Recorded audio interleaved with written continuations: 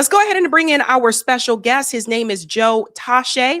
He is running for Senate against Ed Markey. Ed Markey, big name, has been there for quite some time, and he is running with the Party of Socialism and Liberation, known as PSL. Let's go ahead and bring in Joe.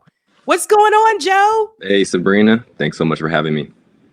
Thank you so much for coming on. It's always great to have on someone here in Massachusetts. I have to ask first and foremost, a lot of people who live outside of Massachusetts that know of Ed Markey, they look at him and they see him as this progressive beacon of hope. They look at him as someone who supported the Green New Deal, et cetera. Could you explain to people why you decided to run against Ed Markey, and while you're doing so outside of the two-party system? Definitely. Well, I think there's two elements I want to speak to with this question, because honestly, part of the answer is that the decision for us to run this campaign in Massachusetts didn't have something to do particularly with Ed Markey, but the state of affairs in U.S. politics today. And even your news headline rundown expressed the fact that we're experiencing so many crises in our society today, economic and political. I mean, the vast majority of people in the United States and in Massachusetts are struggling with the cost of living, and it's going in the wrong direction. People are living paycheck to paycheck. Healthcare is a leading cause of bankruptcy for people in this country, and we're facing increasing healthcare premiums for 24 million Americans starting in January because Congress is allowing the Affordable Care Act subsidies to expire. There's no solution for climate change, no solution being put forward to implement AI safely in a way that doesn't continue to destroy our climate and provide jobs for people in this country. So part of the fact of why we're running the campaign is to express that we need an entirely new way of doing things in this country. I put all of those problems that I listed out at the feet of the capitalist system, right? The system that allows 900 billionaires in this country to own and control as much wealth as the poorest 170 million of us. And until we address that fact and actually have working people with political power and reorganize our system to prioritize people's needs over billionaire profits, we're going to keep going in this downward spiral. And then there's a second element of it, which is the fact that we need political leadership that can state the reality of those problems and put forward solutions that are suitable to the moment. And I don't believe that either the Democratic or Republican parties are capable of doing that because they're paid for and controlled by the same billionaire interests that are causing those very same problems. And I think one of the things we want to say in this campaign is, in a lot of ways, Ed Markey is the best that the Democratic Party has to offer, and I think is on the progressive wing of the party. But it's on us as people who care about inequality, who care about people having their basic needs met, who care about fighting against war, to break from the capitalist system and the billionaire run system that is creating all those issues. And unfortunately, the Democratic and Republican parties are vessels for billionaire politics. And so that's why I think it's very important to run independently. And I'm running as the candidate with the PSL, as you mentioned. And I think that's something that resonates with most people as well, because polls all across the country show that around 2/3 of people believe that there needs to be a third party, but a much smaller percentage of people say they would actually vote for one because it doesn't feel politically viable. But it's only going to be politically viable if we actually build it. And we can't wait until the future for that to happen. We have to start today to build the future that we want to see and break from this system of exploitation and death and destruction. Well, I agree with you 100%. And hey, I vote third party. So yeah, I'm trying to get more people on that train. You have an awesome ad that I do want to share with people. Again, if you're just joining, this is Joe Tashe. He is running for Senate. He's running against Senator Ed Markey. Do you feel like no matter who's in office, we keep struggling? From the cost of living crisis to endless wars, climate disasters, there's one root cause of these issues: capitalism. Billionaire bosses live off the backs of working people like us by design, not by accident. We need a new system, one where workers are in charge, so we can plan the economy to meet the needs of the people and planet. That's socialism. I'm Joe Tashe from the Party for Socialism and Liberation. running for U.S. Senate here in Massachusetts because time is up for these billionaires. I'm a youth worker, the son of an immigrant father and working mother, and I'm a community organizer. For over 7 years, I've been organizing in Roxbury and other parts of Massachusetts with the PSL. We're parents, students, teachers, healthcare workers, and more. A working class party made up of everyday people who know that this country has to change. Donald Trump is attacking our rights from every direction. But these problems started long before Trump. In Massachusetts, we've been a blue state for almost a century. What do we have to show for it? Healthcare deserts, police brutality, crumbling infrastructure, and one of the highest costs of living in the country. The problems we face aren't impossible to fix. In fact, the solutions are common sense. 30% of food produced in this country goes to waste. There's no housing shortage. There's more empty homes in this country than there are homeless people. So why won't our government fix things? Because the billionaires are in charge and they only care about their profits. They cut programs like Medicaid and SNAP, using our tax dollars to fund genocide, war, and deportations instead. Then they try to blame our problems on us, on DEI, on immigrants, on trans people, on poor people. They want to see us fighting each other or hiding in fear. Because the billionaires' biggest fear is all of us united against them. We have the resources. We just need the power. Together, we can take control of our future, fund our housing, healthcare, and communities.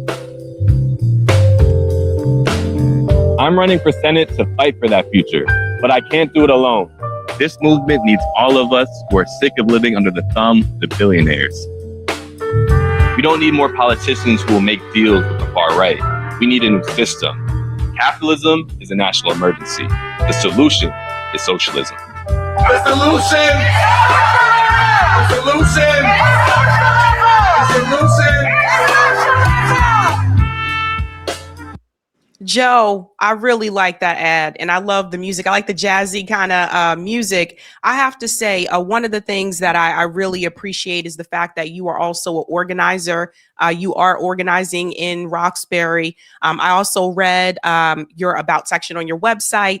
You, like me, went to Northeastern University. And so I'm sure you know that Northeastern, they took land from Roxbury and they're continuing to take land and expanding.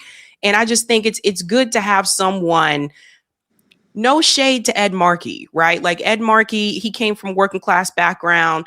He's fought in some ways, but at the same time, I feel like he's not involved in the day-to-day organizing and the energy that we kind of need from people here. But I was going to mention that the fact that you are an organizer and you're actually organizing in Roxbury, I think that's a big plus. Yeah, well, I appreciate you saying that. And, a lot of times people, when I'm meeting people around the campaign, they are like, oh, I've never met a politician before. And I kind of recoil at that framing because I do consider myself an organizer and I'm part of a socialist party that is made up of organizers.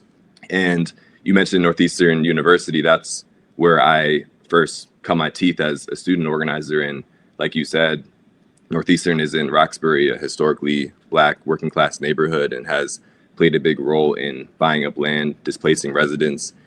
It's something that I was very active in when I was in school, and I'm still an organizer for fighting for tenants and for the rights of working people to stay in our neighborhoods in general. And I remember learning about how the neighborhoods right around Northeastern were, 80% Black in the 1980s, for example, and now it's a much lower percentage because so many people have been displaced.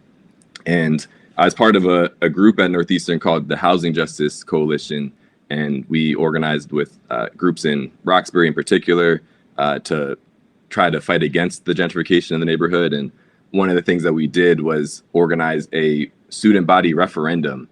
So we got on the online vote where we elected the student government, we got a referendum question that asked, should Northeastern create an elected neighborhood council made up of Roxbury residents who have veto power over Northeastern developments in the neighborhood? And we actually got the majority of Northeastern students to vote yes in favor of that. It was over 60%. And then we took it to the university and they're like, yeah, thanks, but no thanks, which is part of my education around the need to build not just popular consciousness and support, but also build, our organizational power. But I think it's very important for people to be connected to our neighborhoods, to our workplaces. And I am not someone who believes that we're going to change society just by electing one person to office. I think if you look at the history of impactful social movements and social change in this country, from the abolition of slavery to the labor movement and the New Deal to the civil rights movement in the 60s, it's all been a collective movement and organization, right? And so I see this electoral campaign as an expression of a bigger movement and an invitation for people to get involved in that movement as well. And so I'm very proud of, my history and current reality as an organizer, for sure. Joe, how do you feel about the way that some of the politicians, especially in the Senate, have voted in regards to foreign policy? All this money that they've been voting for to send to Israel, for example. Yeah, I mean, I'm an anti-war individual. I'm anti-imperialist, and I believe that our foreign policy right now is an extension of the fact that billionaire interests control politics and the economy in the United States. I mean, we spend almost $1 trillion, or roughly $1 trillion, sometimes more, on militarism and war every single year in this country. If you added up the next 9 countries who spend the most on their militaries, it would still be less than the US military budget. And if you cut the US military budget by 90%, we would still spend the 3rd most of any country in the world. And so that's part of our program, is to end the billionaire war drive, to cut the military budget, to close US military bases around the world. And if we did, we would open up about $900 billion every single year to fund education and healthcare and people having access to groceries and housing and investing in life instead of investing in occupation, violence, and death all across the world. And I think the genocide in Palestine, in Gaza, that has been funded and supported by the US for the last several years has been an eye-opening moment for people about the role that our tax dollars play in causing that violence and destruction all over the world. But it isn't only in Gaza, right? It's an expression of the fact that our military is a tool for the billionaires and the corporations to exert their domination over the world, and that shouldn't be the case. Yeah, I agree with you. I think we need more candidates like you, those that are willing to stand up to the military industrial complex, those that are not, going to cower to dim, party establishment, which we've seen many of them do over the years. What about healthcare? This is a big one right now. Right now, we see the Democratic Party and the Republican Party still haven't figured out what they're going to do with Obamacare and this extending the access of Obamacare. They still haven't figured this out. The way that I describe this is that they're just playing with people's lives, whether it was the SNAP benefits, whether it's healthcare, they're just playing with people's lives, and they really don't care because they're career politicians at this point, and they continue to have their perks. They don't have the type of healthcare that a lot of us have. And I think that's important for people to understand. So if there was another force the vote moment for universal healthcare, Medicare for all, we would want to know, would you be in that fight? Even though, like, if you won and you were in the Senate, would you be in that fight and not, shy away from that because of party leadership? Yeah, absolutely. I mean, I think this is one of the biggest issues in the country. I mentioned earlier, there's the big, beautiful bill that cut $800 billion from Medicaid. And now the Affordable Care Act, like you mentioned, is at stake because of these subsidies likely being allowed to expire. And I'm one of the people that has an Affordable Care Act plan, one of several hundred thousands in Massachusetts and 24 million across the country. And so I definitely know what it's like to have your healthcare on the chopping block. And like you said, the politicians who are making these decisions, I mean, when the federal government was shut down for 40 days this year, they continue to get their healthcare benefits and they continue to get paid. And so they're completely removed, I think, from the reality of the experience that the majority of people have in this country. And the fact is that already healthcare, like I mentioned earlier, is the leading cause of bankruptcy for people in this country. And so it's an entirely broken system. And I think there's a lot of blame to be put at the feet of the Democratic Party as well, because when they had a supermajority in Congress in 2009 and they controlled the White House, they could have passed a universal healthcare plan, and instead they passed the Affordable Care Act, which maintains healthcare in this country as an industry, where these health insurance companies and the pharmaceutical companies are raking in billions of dollars. And it's not really about providing healthcare, it's about making profits for these companies. And so I definitely think that the subsidies should be extended, and that's something that I would fight for. But I also believe that we need to overhaul our healthcare system and make it not oriented around profit, but oriented around meeting people's needs. And one more thing I'll say on that is I also think that the Democrats have taken such a passive stance on the question of healthcare, because they did the government shutdown and they allowed so many federal workers to go without pay for weeks. They allowed the airports to become a mess, but they didn't actually encourage people to take action themselves. And they didn't really explain what was at stake with the government shutdown. And my politics is, like I said, predicated on the fact that what people do collectively matters. And so I think that the Democratic Party really fell short of explaining the stakes of the fight and inviting their voters, their supporters all across the country to take action together to put pressure on the Republican Party. Really, instead, they just allowed people to suffer. And I think they're hoping that people suffering under the Republican Party's leadership is going to lead to people voting for the Democrats in the 2026 midterm elections. But I don't think that's really productive or really a genuine political strategy. I think it's kind of opportunistic. Yeah, they're basically just waiting on the Republicans to be so bad, and so that things swing back in their direction. On your website here, you do talk about your program. It says time's up for the billionaires. Capitalism is a national emergency. The solution is socialism. You talk about we have the means, we need the power. Seize the top 100 corporations and reorganize the economy to meet our needs. Let's talk about this one for just a second. When you say that we have the means, but we need the power, because I think a lot of times people just feel hopeless because we're not in positions of power, right? Like, but there's more of us. What are some of these ways that we could work together effectively to utilize the numbers that we have so that we can have that power? Yeah, that's a great question. Well, just on the point of the program, I do want to say part of what we're trying to establish here is that the historic problem that humanity has often faced is scarcity. Like since the beginning of time and figuring out, how do we use fire and electricity and nature to be able to make sure that we can feed ourselves, be protected from the elements, etc. That's not the problem that we face today, right? We have immense wealth. There's more homeless people or more empty homes in Massachusetts than there are homeless people, and that's true of the entire country.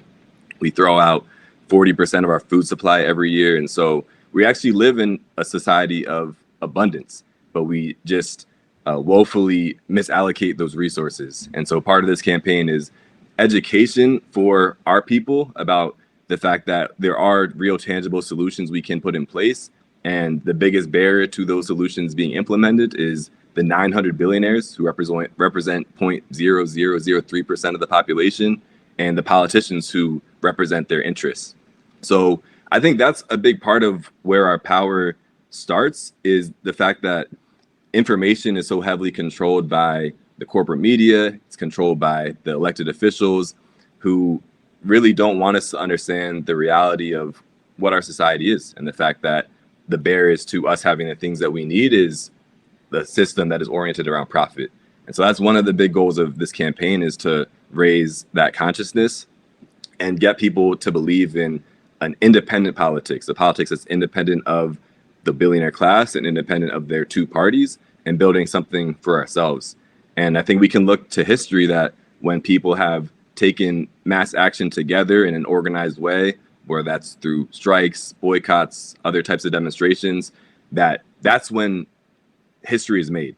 And I want to reference like the civil rights movement, the abolitionist movement, the New Deal, and the struggles during the Great Depression, because I think we should really learn from our history and the fact that ordinary people like us have made a big difference when we've come together and taken collective action to fight for our interests instead of being led by the Democratic or Republican parties who actually don't have our interests in mind. So I think that's the first step, is being conscious of the fact that we have a shared interest as the majority of people in this country, and that if we take action together to fight for the lives that we deserve, then we can really make a big impact. Yeah, I want to add to what you said about, like, we do have a food abundance, and we do have, when I used to wait tables, we used to throw away so much food at the end of the night, and it used to drive me crazy. And we were not allowed, for people who don't know, like, we can't just donate that food to a homeless shelter. Like, there's laws against it, but we used to throw away a lot of food that was never touched, of course, never used. So I've seen it. The vacant houses. This is another thing I continue to tell people. There's a lot of vacant buildings. There are a lot of vacant homes right here in Massachusetts and in Boston. There are even some of these affordable housing units, these buildings that are classified as affordable housing. A lot of them are vacant. So it's not that we don't have apartments. We don't have homes. We do have them, but there's a lot of things that are not being, utilized in the way that I feel like they really could. This is a good question here from Marco. What does he think about worker cooperatives? Good question. Good question, Marco. I think worker cooperatives are a good thing. I think that any organization of working people to break from the exploitation and oppression of the capitalist system is important and valuable. And also, I think that the question of political power is very important, because it allows us to think at such great scale. And the crises that we're facing in our society really can only be addressed by a mass mobilization of resources. And when I'm talking about crises, I'm like climate change. Climate change has somehow been removed from the political table in discussions of the Democratic or Republican Party. It's like I grew up in an era where, I was watching The Day After Tomorrow and hearing, if we don't do XYZ by 2030, we're not going to have a future for our planet. And now 2030 is soon 4 years away, and we haven't done anything. We're actually backsliding on the question of climate change, especially because of these data centers that are being built for AI, the AI arms race, and which presents another potential crisis for working people, because as billionaires who control AI are developing it and using it to lay off workers to automate jobs, we're going to have an even bigger unemployment crisis than we already do. So just to say that the scale of problems in our society is so huge that while I support all the individual efforts of working people, whether it's through co-ops or unions or tenants associations or anything else to improve our lot, I think we really need to be looking at the question of fighting for political power and controlling the resources in our society, because that's ultimately how we're going to overcome the inequality, climate change, war, and all these other crises that are being thrust on us by the capitalist system. Good question here from Zachary. But Mass is a state that is actually passing somewhat progressive state legislation, including wealth taxes. There is more help needed at the state level to build on that work. So this is an interesting question. Why not run for the state house for one of the local positions? Yeah, 100%. I think it goes back to what I was talking about before. I'll give this example. In Massachusetts, right now, about 60% of fourth graders and 60% of eighth graders are reading below grade level.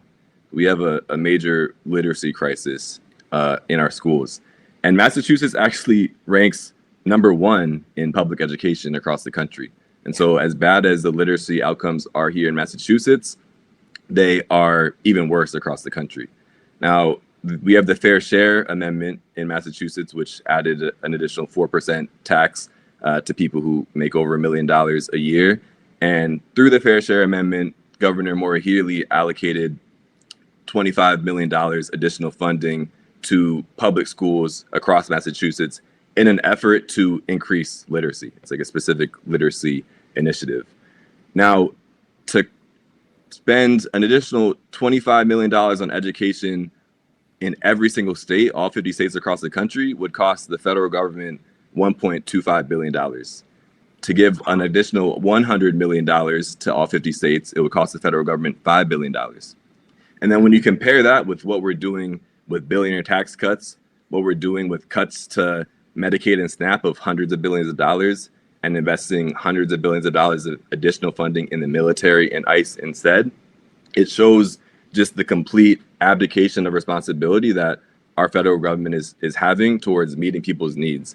And so I think it's actually very important on a federal level to raise the banner on the fact that we have the resources to do so much more for our children, for our families, for every single person in this country. And what seems like a huge amount of money to us, because like $5 billion is a huge amount of money for us, and it would throw an additional 100 million into every single state for education across the country. It's a drop in the bucket for the federal budget. And again, I think that that conversation is absent from the Senate right now, and it shouldn't be, because I think once people become conscious of the fact that the government is misusing and abusing our resources so deeply, and the fact that other solutions to address the cost of living crisis and all the problems we're facing in our society actually could be on the table, I think that can be a force that helps spark a movement to transform society. And so as much as I respect people doing organizing on all levels of society, city-wide, statewide, and federal, I think it's really necessary to have a socialist program in the discourse of federal elections because the scale of resources there is just so gigantic and could be transformative if the political power was in our hands instead of in the hands of the billionaire interests. Yeah. One more question for you here, Joe. Thank you, Roger Meadows. Right now, there is no Senate sponsor for Chicago Congressman Danny K. Davis National Infrastructure Bank, aka a national public bank. Would you sponsor twin bill in the Senate or co-sponsor Gillibrand/Sanders postal banking bill? Good question. Yeah, another good question. I can't speak to those specific bills because I haven't read all the details, but I think the spirit of public investment is something I definitely agree with. And again, I think if you look at the top 100 corporations are worth $30 trillion combined. Not all that is liquid money, but just to give you a scale of the amount of wealth that's in those corporations, not to mention how much could be generated by a wealth tax on assets above $10 million. And so there's already a huge federal budget that's misallocated. And then on top of that, we could be creating more resources for our government if we didn't allow such a small class of people to hoard so much wealth.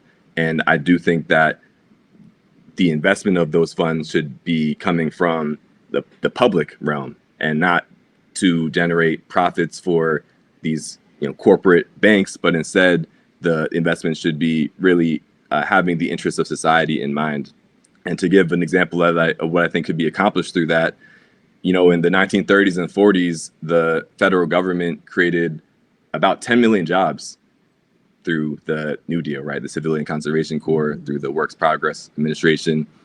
And those are jobs that created dams and national parks and infrastructure all across the country that is still lasting to this day. And now we're facing a crisis of unemployment, a long-term crisis of unemployment. I mean, especially in the Black community, the unemployment rate is double that of the national average. We just saw the jobs report today that the unemployment rate right now is higher than it has been in 2021, since 2021. And then there's the question of decreasing prospects for long-term employment because of automation and AI. Why shouldn't we create a federal jobs program to invest in the care economy, like healthcare, like education, in investing in infrastructure across the country, transforming our energy grid to be renewable, building high-speed rail? Those are all things that could be high-paying, unionized, quality jobs funded by the federal government if, again, we are using our huge assets at hand to invest in the needs of society and the needs of regular everyday people instead of just funneling money to the corporate elites. So the spirit of public investment in order to benefit society, I 100% am for. And I think that is really one of the essences of a socialist vision for the reorganization of society. All right. Joe Tashe is running for Senate against Senator Ed Markey. He is running through the Party of Socialism and Liberation, also known as PSL. Joe, where can people go to support you? You can go to tacheforma.com. That's our website. We're also Tache for MA on social media, Instagram, TikTok, Twitter. And I'll also say that Ed Markey started the campaign with $2.4 million in the bank. Seth Moulton is working to primary him, started with $2.1 million in the bank. And a lot of that money comes from corporate interests. We didn't start with that because we don't take money from super PACs, from APAC, from any billion interests. And so that's also a big need for the campaign is small donations from regular, everyday people because they use that money to be visible in every corner of the state. And we know that our program is popular, but we need the resources to reach everybody across Massachusetts and invite them to be part of our campaign. So you could also figure out how to support the campaign with a donation, even if you're not living in Massachusetts, but you support the vision by going to our website as well. All right. Seth Moulton. Oh, my God. Thank you. Thank you, Joe. Thank you so much for your time. Thanks, Sabrina. It was great talking with you. Hey, guys, this was a Sabby clip. If you like what you saw, hit that like button and subscribe.